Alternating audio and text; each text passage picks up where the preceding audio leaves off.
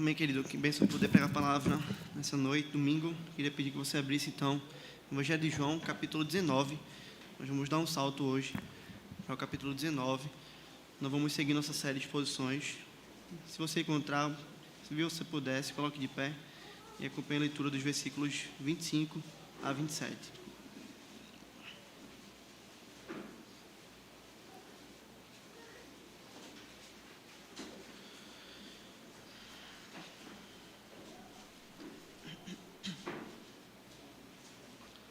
O Senhor Todo-Poderoso diz assim: E junto à cruz estavam a mãe de Jesus e a irmã dela, e Maria, mulher de Clopas, e Maria Madalena. Vendo Jesus sua mãe, e junto a ela o discípulo amado, disse: Mulher, eis aí teu filho. Depois disse ao discípulo: Eis aí tua mãe. Dessa hora em diante, o discípulo a tomou para casa. Amém. Pode sentar. Tive o desafio de poder pregar esse texto na sexta-feira, em outra igreja presbiteriana. Me deram apenas 10 minutos. Era o tempo que a gente tinha, porque a gente ia cobrir todas as palavras de Jesus na cruz. Tinham 7 pastores. E analisando esse texto, estudando esse texto, não há como a gente deixar de ver tanta riqueza que tem aqui, tanta maravilha da parte do Senhor. E então, tenho o desejo de compartilhar esse texto com os irmãos hoje. Sei que o Senhor vai falar ao nosso coração. Sei que tem muita coisa preciosa aqui para a nossa alma. Nós estamos em um feriado, um feriado de Páscoa, mas nós sabemos que o verdadeiro sentido da Páscoa, ele não deve ser lembrado apenas em um feriado.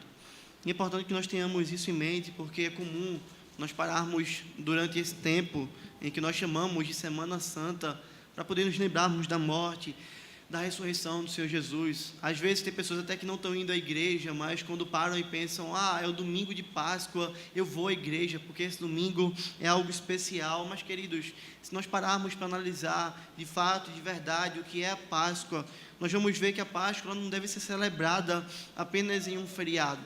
A Páscoa deve ser celebrada todos os dias da nossa vida e principalmente no domingo, no dia do Senhor. Por quê? Porque na Páscoa nós temos um anúncio da libertação nossa como povo de Deus. O Senhor nos livrou, e nos livrou dele mesmo. O Senhor nos livrou punindo o seu Filho Jesus. Se você se lembrar muito bem, você que já leu o Antigo Testamento, você sabe que a Páscoa ela foi instituída pelo Senhor em um momento em que o povo estava prestes a sair do cativeiro do Egito.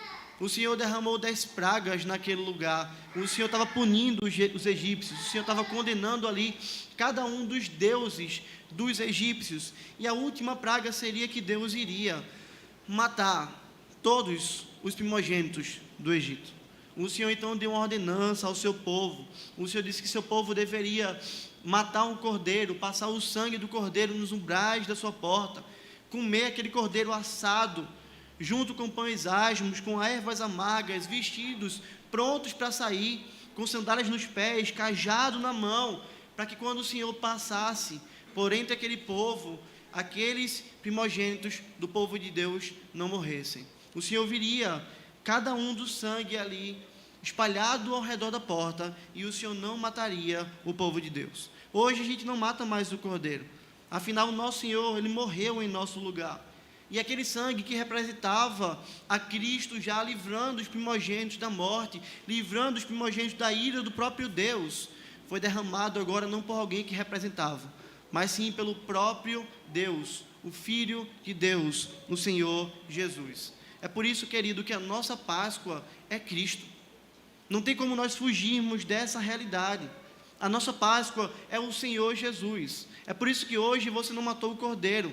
É por isso que na sexta-feira você não fez isso. É por isso que não há sangue aqui em nosso meio hoje, porque Cristo Jesus morreu no nosso lugar, pagou o preço pelos nossos pecados, sofreu uma morte terrível. Aleph, tira esse microfone, por favor, daqui, para ver todo mundo. Obrigado.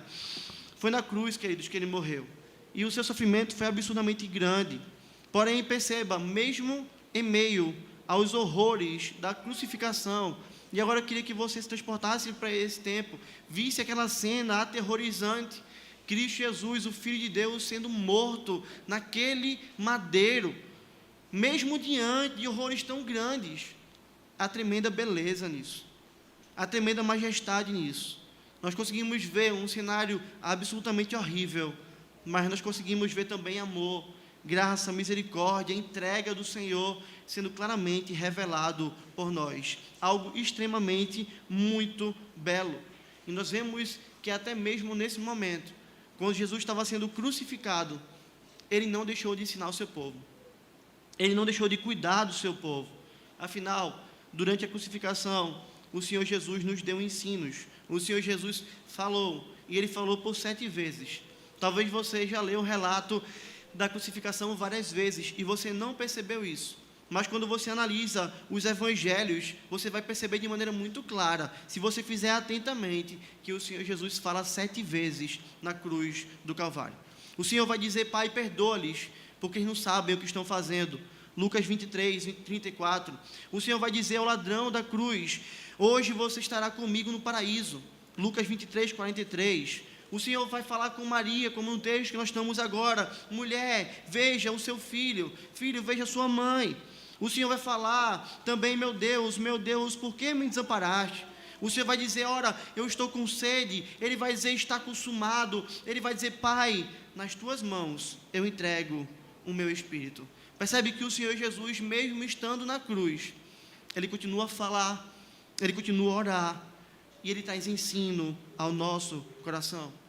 Mesmo estando na cruz, o Senhor orou por nós, o Senhor salvou um pecador, o Senhor cuidou da sua mãe, o Senhor falou mais uma vez com o próprio Deus, o Senhor mostrou a sua humanidade pedindo água, o Senhor anunciou que tudo estava consumado, o Senhor entregou o seu Espírito ao Pai. E se Deus permitir, nós veremos no tempo do Senhor essas palavras com mais detalhes, quando se nos der a graça de expormos todos os evangelhos. Mas hoje eu queria voltar os seus olhos para esse momento em que Jesus fala com a sua mãe. Quando nós olhamos então esse texto, meus irmãos, nós vemos que nesse momento de crucificação Jesus não estava sozinho. O versículo 25 nos mostra isso.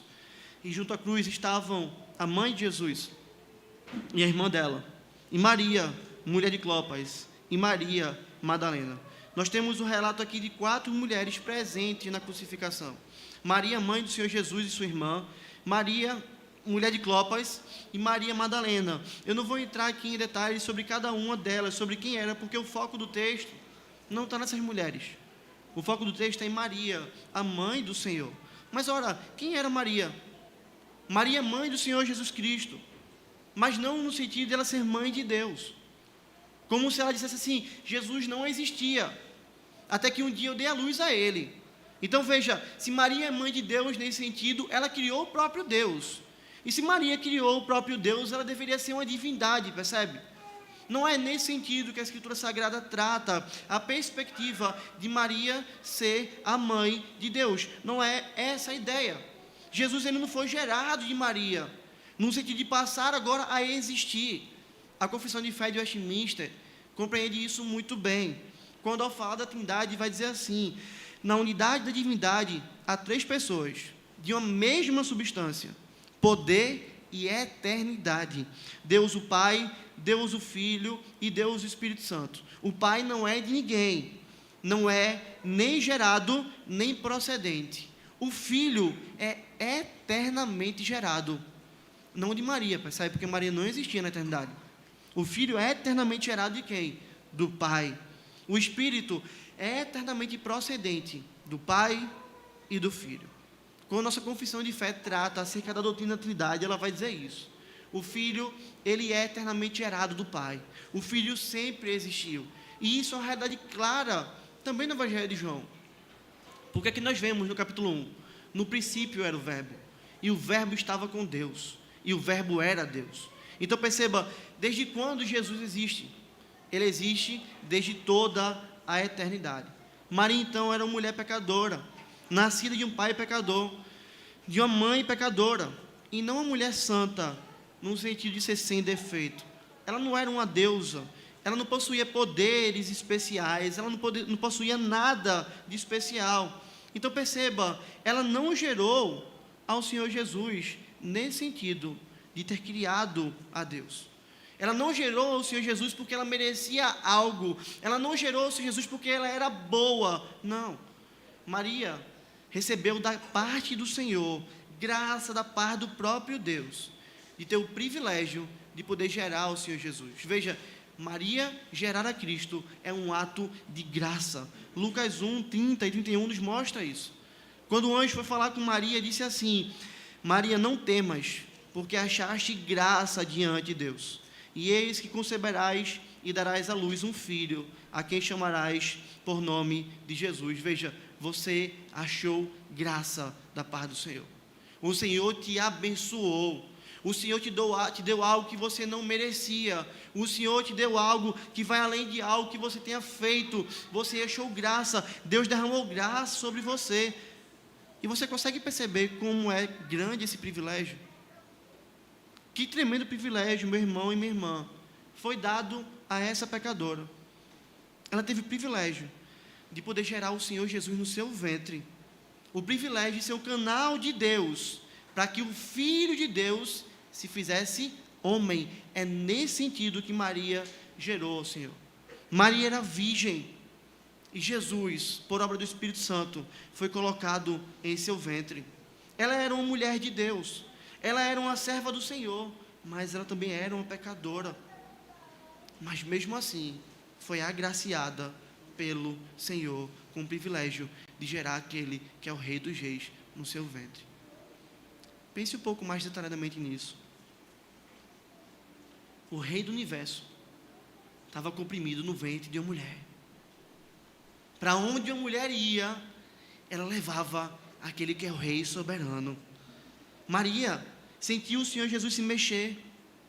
Maria sofreu com as dificuldades de uma gravidez, sabendo que estava gerando o Salvador do seu próprio povo.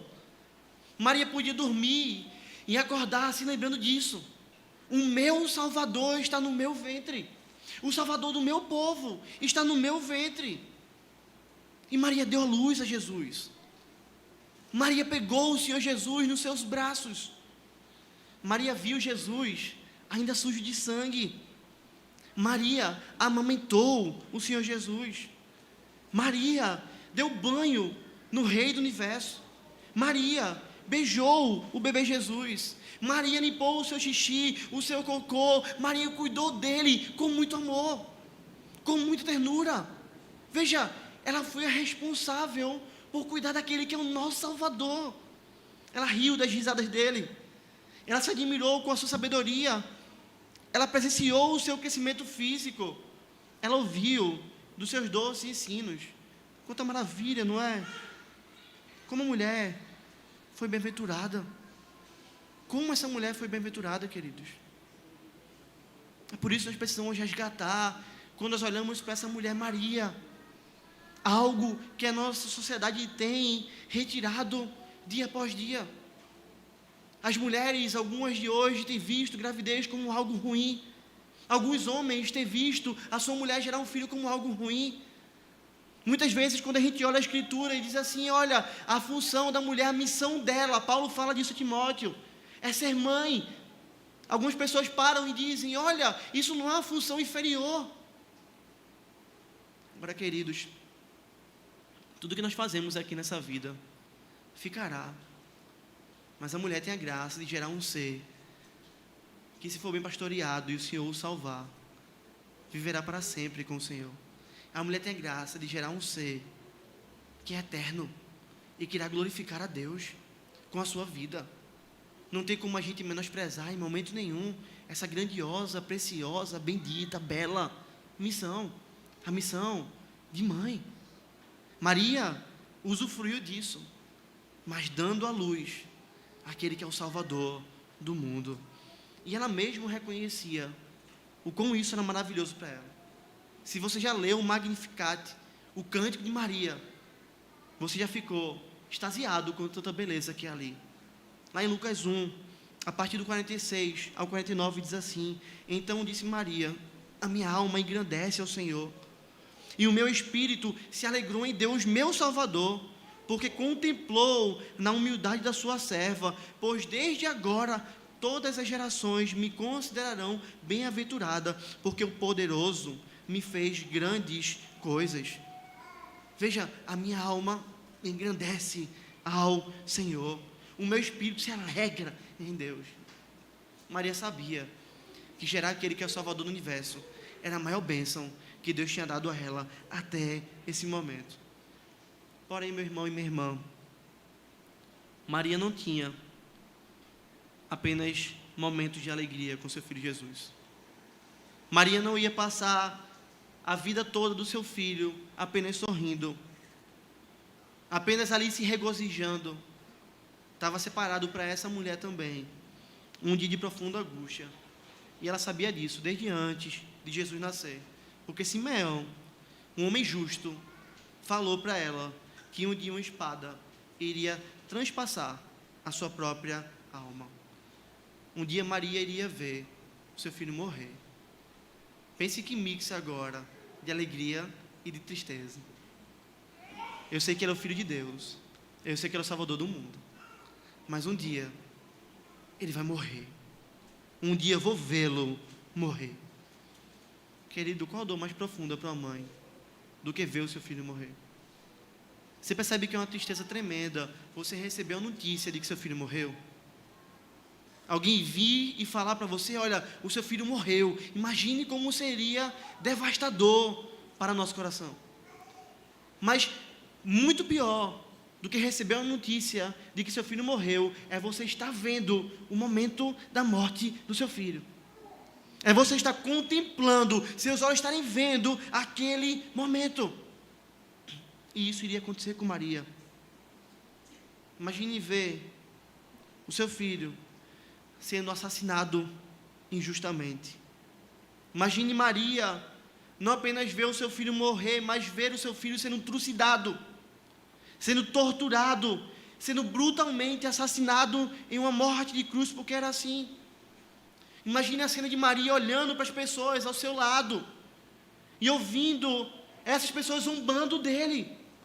Nós temos raiva, não é? Quando falam injustamente nosso filho. Imagine Maria ouvindo inúmeras pessoas zombando do seu filho, cuspindo nele, escarnecendo dele, chamando ele de ladrão, de malfeitor, de maldito.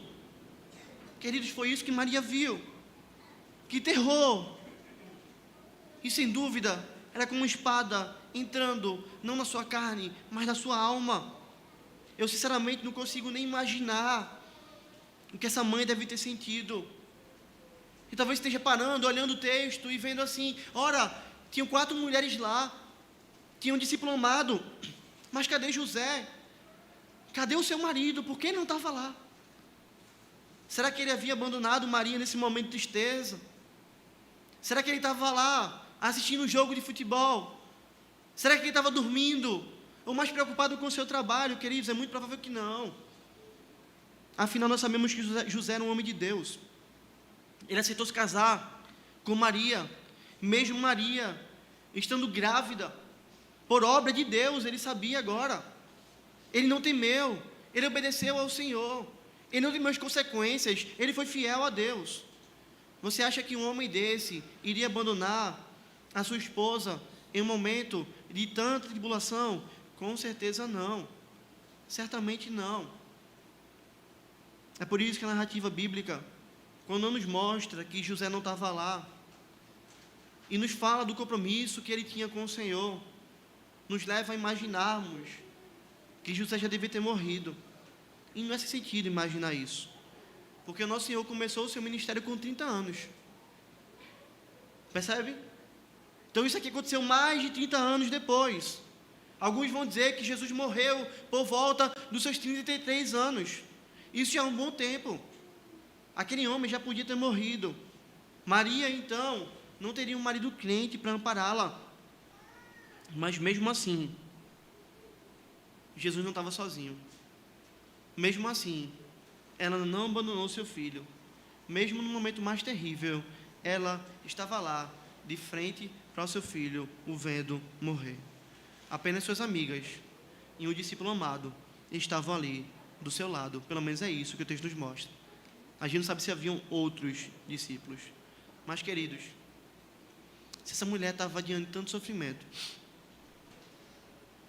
o Senhor Jesus sofrendo também absurdamente, Ele não se esqueceu de Maria. Ele não ficou olhando para si mesmo.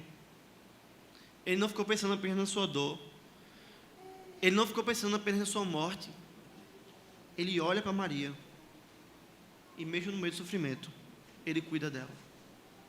Isso nos mostra que não importa o momento que nós estejamos passando, o Senhor Jesus sempre cuida dos seus. O Senhor sempre cuida dos seus. O sofrimento era grande, a dificuldade para respirar, o dia era terrível. Talvez você esteja olhando para tudo isso e pensando, poxa, é muita dor, mas você não levou em consideração a dor maior da crucificação. Jesus receber todo o nosso pecado.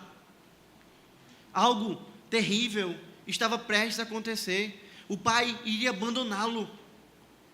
Ele sabia disso. O Pai iria desampará-lo. O Pai iria deixá-lo só. Para que nós não fôssemos desamparados, não fôssemos deixados só. Ele iria sofrer isso. Ele sabia do que estava por vir. Mas mesmo assim, Ele orou. Ele olhou Maria. Ele viu Maria. É isso que o texto nos diz. Ele observou ela. É como se o tempo parasse, você percebe? Aquela cena de filme, onde tem muita coisa acontecendo, e de repente tudo para, e o homem consegue olhar a situação de uma maneira completamente diferente. É como se o tempo parasse. É como se os horrores da crucificação tivessem parado, e Jesus apenas está olhando para sua mãe. Apenas está vendo ela. E o discípulo amado, ele passa a cuidar da sua mãe. Ora, quem era o discípulo amado? João, o apóstolo João. Aquele que é chamado de amado, não porque Jesus não amasse os outros discípulos, mas muito provavelmente porque ele era aquele que era mais próximo do Senhor. Era aquele que tinha mais fé e cria mais intensamente no Senhor. Aquele que tinha uma fé e que confiava de fato em Cristo mais maduramente do que os outros discípulos, e por isso levavam a ter tanta proximidade com o Senhor. É tanto que a gente não vê João discutindo com Jesus como Pedro faz. Aquele que era o discípulo amado, aquele que era o mais próximo de Cristo, aqueles que reclinavam a sua cabeça sobre o Senhor. Jesus vê os dois agora. E ele fala com Maria. Mas talvez esteja pensando, olha, quando eu chamo minha mãe, em um momento de tremenda angústia, eu vou chamá-la de mãe, não é? Toda mãe gosta de ser chamada de mãe, não é verdade? A mãe tem prazer nisso. É uma alegria quando o nosso filho começa a falar mãe. É uma alegria tremenda. Mas você percebeu que quando Jesus falou com Maria, Ele não a chamou de mãe? Ele a chamou de mulher. Mulher, eis aí o teu filho. Depois disse ao discípulo, eis aí a tua mãe. Talvez esteja dizendo, Jesus estava sendo rude, grosso, desrespeitoso, pastor, com a sua mãe. Jesus pecou na cruz do Calvário. Pelo contrário, querido, Jesus não estava sendo rude, grosso e nem quebrando o quinto mandamento. Ele poderia ter chamado sua mãe de mãe, mas ele escolheu a palavra mulher para cuidar de Maria e para cuidar de mim e para cuidar de você. Porque quando nós vemos Jesus chamando a sua mãe de mulher, Ele está deixando claro que Maria era uma mulher como outra cristã qualquer. Que Maria não tinha uma diferença das demais. Que Maria era tão mulher quanto outra serva de Deus. Ela não estava nem um patamar acima de nenhuma das servas de Deus. Ela não era essa figura pintada pela Igreja Católica, uma mulher santa, a quem nós devemos orar, a quem nós atribuímos milagres. Não. Jesus está ensinando ali, Ele está sendo professor, Ele está sendo pedagógico. Mulher, eis aí o teu filho. Mas Ele não está fazendo só isso. Ele não está ensinando apenas a mim e a você. Ele também está cuidando do coração de Maria. Queridos, é muito bom nós ouvimos o nosso filho chamar a mãe de mãe, mas em momentos de tranquilidade, em momentos de calmaria. É terrível quando nós vemos nosso filho doente. numa cama de hospital. E ele nos chama de pai. E ele nos chama de mãe. Nós conseguimos entender claramente: quem está ali naquela cama é o meu filho. E você para e pensa: eu daria o rim se fosse preciso, eu daria o meu coração se fosse preciso. É o meu filho. E dói muito mais, na verdade, quando nós vemos o nosso filho numa cama de hospital. Dói mais. É uma dor tremenda. Você já pensou como seria terrível para a mulher, para aquela mulher agora, Maria, ouvir o Senhor Jesus chamando ela de mãe? Mãe. Ela automaticamente olharia para Cristo e viria quem? Esse é o meu filho. Olha o que estão fazendo com ele. Mas veja, quando Jesus está dizendo para Maria, mulher, ele está lembrando ela de uma realidade muito mais profunda do que ser ele o filho dela.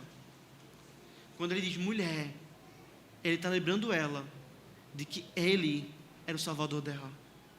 Ele está lembrando ela de que ela era uma mulher pecadora como outra, e que quem estava na cruz não era apenas o seu filho, mas era o seu salvador. Ele está trazendo isso à tona, à mente de Maria. Maria iria continuar a sofrer, mas ela poderia redirecionar os seus olhos agora para dizer: olha, ele não me chamou de mãe, ele me chamou de mulher. Porque quem está na cruz não é apenas o meu filho, quem está na cruz é o meu salvador. Ele não está sofrendo sem propósito. Ele não está morrendo à toa. Ele não está morrendo porque ele é injusto. Ele está morrendo pelos pecados do meu povo. Ele está morrendo pelos meus pecados. Maria poderia entender: há um glorioso propósito em todo esse sofrimento. E ela poderia tirar os seus olhos do fato de ser ela a mãe e de ser ele o filho, e elevar os seus olhos para o propósito supremo do Senhor. Deus está nos salvando através do meu filho, através desse que está na cruz. Jesus é pedagógico, meus irmãos. O Senhor Jesus é pedagógico. Ele nos ensina. E eu quero dizer para você, mesmo no nosso momento de mais profundo sofrimento, triste é um homem que em momentos de sofrimento zomba de Deus. Triste é um homem que em momentos de sofrimento diz que jogou pedra na cruz. Triste é um homem que quando está sofrendo blasfema o nome do Senhor. Porém, bem-aventurado é um homem que consegue perceber que mesmo no meio do sofrimento, o Senhor está ensinando a ele algo. O Senhor está o consolando. O Senhor está tratando o seu coração. O Senhor está cuidando dele. Foi isso que Cristo fez com Maria. Mulher, eis aí o teu filho. E eis aí a tua mãe. Por que Jesus está fazendo isso, meu irmão? O que é que ele está fazendo aqui? Ele está ordenando a Maria que agora ela passasse a ver João como seu filho.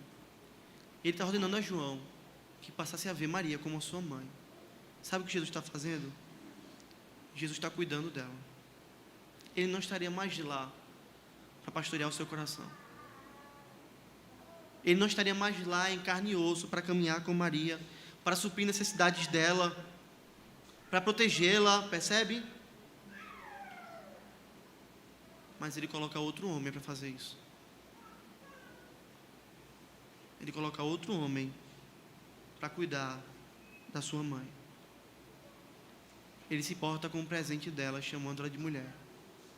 Mas ele também se porta com o futuro dela, mostrando que ainda que ele fosse, ele não a deixaria desamparada. Ele estava cuidando da sua mãe. E essa verdade aqui, como diz William Hendrickson, está implícita uma lição sobre a responsabilidade dos filhos. Pense em Jesus para com seus pais e pense em Maria. Mas certamente, essa não é a lição principal. O sofrimento de Jesus, ao ver Maria sofrer, especialmente seu maravilhoso amor, os cuidados do Salvador pelos seus, mais do que os cuidados de um filho para com sua mãe, essas são as coisas que devem se pôr em ênfase. O cuidado de um Deus Salvador para com os seus. E nós precisamos lembrar disso, irmãos. Nós precisamos nos lembrar disso. Jesus não está dormindo enquanto você chora. Jesus não está de costas viradas enquanto você geme. Jesus não está viajando enquanto você anda pelo vale da sombra da morte. Tal como os olhos do Senhor Jesus estavam atentos à sua mãe no momento mais terrível da sua vida, os olhos do nosso Senhor estão atentos a nós, também nos momentos difíceis. E perceba, Ele pode não nos livrar deles. Ele não fez isso com Maria. Ele não saiu da cruz e abraçou Maria e disse: acabou esse show de horrores, já chega, minha mãe está sofrendo muito aqui. Ele não fez esse show acabar. Ele poderia fazer. Que é esse nosso sentimento, não é? Nós achamos que Deus só cuida da gente quando Ele acaba o nosso sofrimento, não é? Quantas pessoas viram e estão dizendo assim: cadê Deus? Faz 30 anos que eu estou sofrendo e Ele não intervém. Deus não existe. Porque para nós, Deus só é Deus quando Ele acaba com o nosso sofrimento. Mas essa não é a verdade bíblica. Jesus não acabou com o sofrimento de Maria. Ele não acabou com aquele show de horrores. Mas mesmo não tendo feito isso, Ele cuidou das necessidades espirituais e físicas dela. Ele zelou por ela. Ele a amparou. Porque Ele cuida de nós. Todas as vezes que você tiver dúvida se o Senhor Jesus cuida de você ou não, todas as vezes que você for tentado a blasfemar contra Deus, a zombar de Deus, a não acreditar em Deus, você precisa se lembrar que a cruz é a maior prova do cuidado de Deus para com o seu povo. Jesus poderia ter abandonado a mim e a você. Hoje poderia não ser domingo, o domingo em que nós celebramos a ressurreição. Jesus poderia ter nos deixado, ter virado as costas, ter ido-se embora. Mas se o nosso Cristo foi até o fim, na cruz do Calvário, Ele fez porque Ele se importa comigo. Ele fez porque Ele se importa com você. Ele verteu cada gota do seu sangue, porque isso era necessário para nos salvar. Ele lutou até a morte, porque não havia como nós estarmos vivos se Ele não morresse no nosso lugar. É por isso que no meio da dificuldade, em vez de olhar para a situação, a gente olha para a cruz e a gente sabe, lá está a certeza infalível de que Deus não me abandona, de que Ele se importa comigo. Você crê nisso, meu irmão? Você crê que Deus não vai, muitas vezes, tirar o seu sofrimento, mas vai estar cuidando de você? Você crê que mesmo que a situação fique tenebrosa aos seus olhos e não tenha mais esperança, mesmo que o médico diga para você, não há o que a medicina possa fazer, mesmo que você bata na porta de 100 empresas e nenhuma se abra, mesmo que você esteja passando por uma crise na sua família que você não veja mais solução, você consegue crer que esse Deus continua a cuidar de você, a zelar sobre a sua vida? Porque se você crê nisso, você vai conseguir falar como o apóstolo Paulo: a minha graça, a tua graça me basta. A tua graça, Senhor, me basta. Veja, foi isso que Maria recebeu. Graça da parte do Senhor. Eu tenho alguém agora para cuidar de mim. O texto vai dizer que João pegou ela e a levou para sua casa. Veja, todo o sofrimento acontece, meu coração está assolado, mas a graça do Senhor me basta. Eu consigo continuar vivendo, porque Ele continua a cuidar de mim. É assim que o Senhor faz conosco. Mas o último ensino desse texto, queridos, tem tudo a ver com aquilo que nós vimos no domingo passado. o último ensino desse texto nos mostra que além de cuidar de nós, o Senhor nos dá uma eterna família. Além de cuidar de nós, o Senhor faz isso, nos dando uma família eterna. Veja, mulher, eis aí o teu filho. Depois disso, ao discípulo, eis aí a tua mãe. Dessa hora em diante, o discípulo a tomou para casa. Como é que seria a vida de Maria após a morte de Jesus? O texto agora nos responde: sendo cuidada por um outro homem. Mas talvez você esteja parando e pensando: por que Jesus não deu Maria a outro filho, a um filho dela de carne e sangue? Porque nós sabemos que Jesus tinha irmãos. Você já pensou nisso? Jesus tinha irmãos, irmãos de sangue, se assim pode dizer, sangue de Maria. Maria deu à luz a outros filhos. Mas por que Jesus não deu Maria a outro filho dela?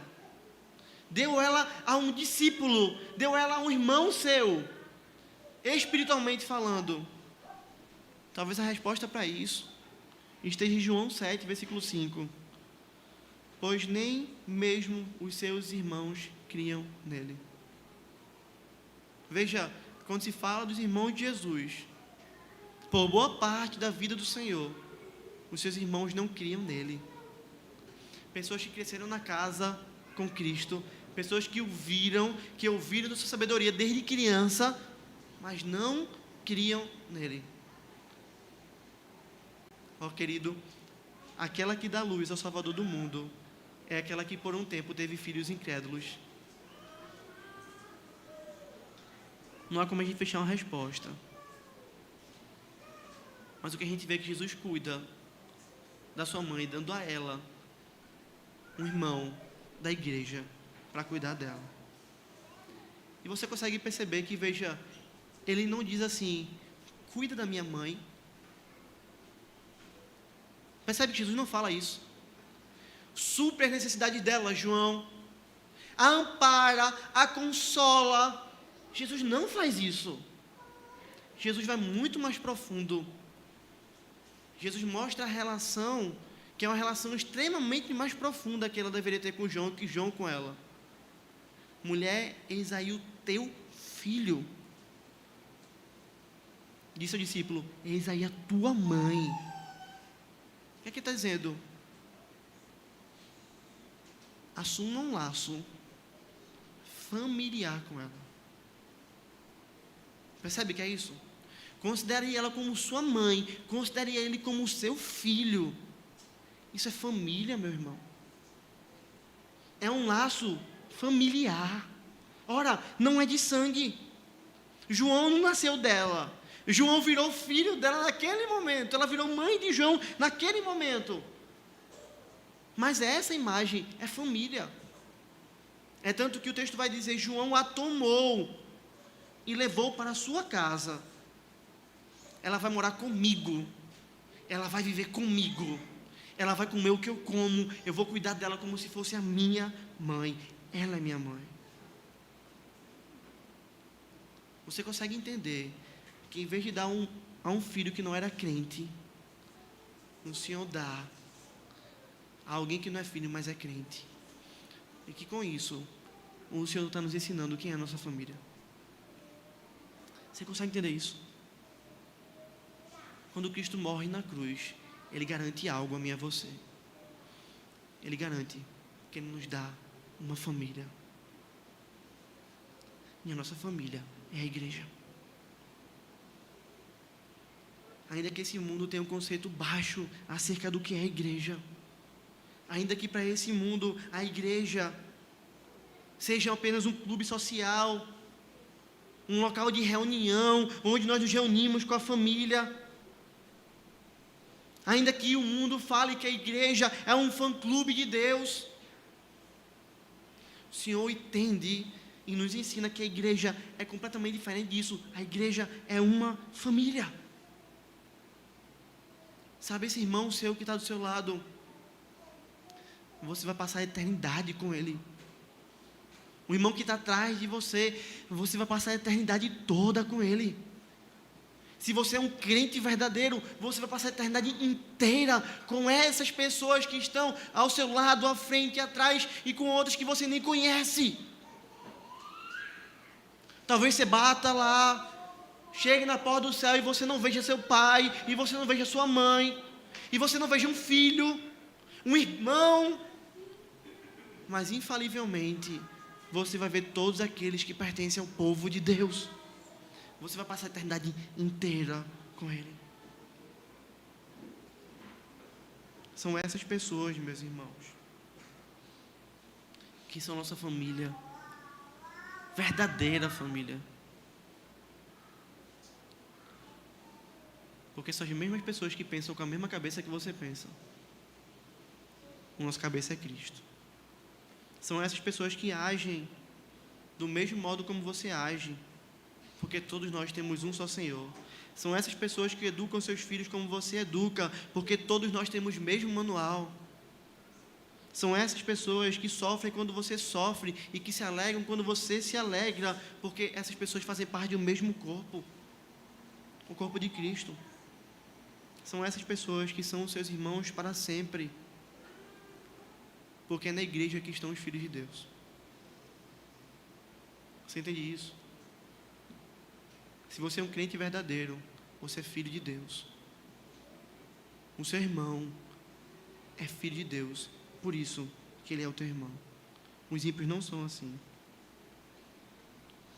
Mais uma vez eu digo a você, nós podemos amar nosso irmão de sangue, nosso pai, nossa mãe, nosso esposo, nossa esposa, quando eles não são crentes.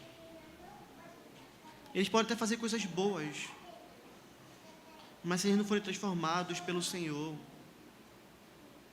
eles nunca serão nossa verdadeira família, porque nós passaremos toda a eternidade longe deles. E perceba, se tem um laço que é inquebrável, é um laço familiar, na verdade. Faça chuva ou faça sol, ele permanece. Esse laço só não pode ser quebrado quando nós somos igreja, porque a parte disso a morte quebra. A morte arrasa com nossos laços familiares. A morte leva a quem nós amamos para longe. E se eles morreram sem Cristo, nós nunca mais os encontraremos. Mas na família de Deus há um laço que não pode ser quebrado, porque esse laço foi destruído quando Cristo morreu na cruz do Calvário. Mulher, eis aí teu filho, eis aí a tua mãe. Tomo ela e a levo para casa. Isso é proximidade, isso é sacrifício, isso é amor, isso é cuidado da parte de João. Isso é a igreja. Você é assim? Você é assim? Você consegue enxergar a igreja assim? Isso é igreja para você? É assim que você vê quando você entra aqui? É isso que você sente durante a semana, quando coisas difíceis acontecem? Você tem ombros em que você pode chorar? Irmãos da igreja em que você pode ligar e dizer: eu preciso conversar, ora por mim. Você é como Maria, que pode se entregar completamente a um irmão da igreja e dizer: ele vai cuidar de mim. Você é como João, que pode dizer: eu vou cuidar desse irmão, custe o que custar, dor o que doer. É isso que você entende como igreja? Porque, querido, isso é ser igreja. E se nós não entendermos isso, eu lamento para você, mas nós podemos ser qualquer outra coisa. E, por favor, não estou falando isso da boca para fora, isso é bíblico. Ele tomou ela e cuidou dela. É corpo, sofre junto, é unidade. Se você entende qualquer outra coisa, de qualquer forma diferente, perceba, Se nós não vivemos isso, nós podemos ser um clube social. Nós podemos ser evangélicos, como se diz hoje. Temos a denominação. Nós podemos ser uma seita. Mas nós não somos igreja. Porque ser igreja é ser corpo de Cristo. Ser igreja é ser uma família. Querido, nós devemos ser tanto igreja, que a nossa atitude deve ser como ouvi certa vez de duas irmãs. Teve uma irmã que virou para mim e disse assim: pastor, se eu morrer, só tem 2 casais que eu queria que ficassem com meu filho. O casal fulano e o casal Beltrano.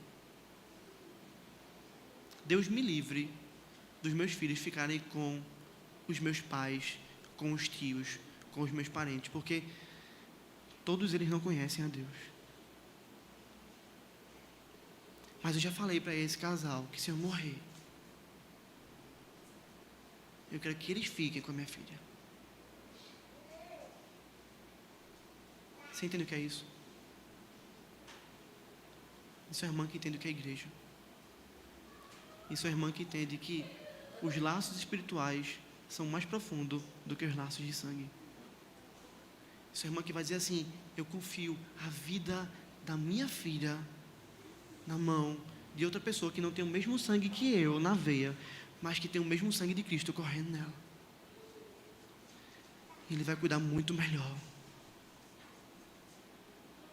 do meu filho do que os meus parentes.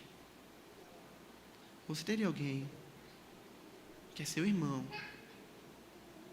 da igreja que você confiaria deixar seu filho se ele morrer, se você morrer? Você teria? Você teria alguém para assumir um pacto no meio do povo e dizer: ele cuidaria?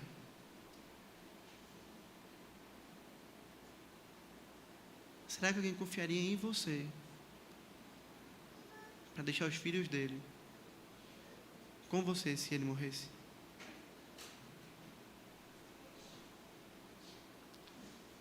Jesus confiou sua mãe. Já devia estar idosa. Cuida dela. A outra parte foi responsável. Tomou para casa e cuidou dela. Isso, essa é a igreja.